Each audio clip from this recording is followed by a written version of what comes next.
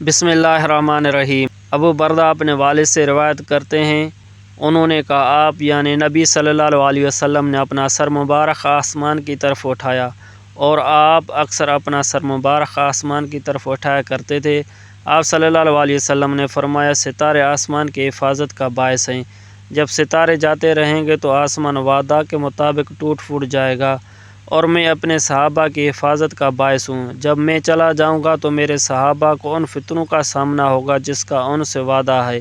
اور میرے صحابہ میری امت کی حفاظت کا باعث ہیں۔ جب میرے صحابہ جاتے رہیں گے تو میری امت میں وہ چیزیں بدعت وغیرہ آ جائیں گی جن کا ان سے وعدہ کیا جا رہا ہے۔ دوسری حدیث مبارکہ میں ہے، ابو سعید خدری رضی اللہ تعالیٰ عنہ بیان کرتے ہیں، رسول اللہ صلی اللہ علیہ وسلم نے فرمایا میرے صحابہ کو برا مت کہو، کیونکہ اگر تم میں سے کوئی شخص احد پہاڑ کے برابر سونا خرچ کر ڈالے تو وہ ان میں سے کسی ایک کے مد تقریباً 650 گرام خرچ کرنے کو پہنچ سکتا ہے، نہ ان کے نصف مد کو۔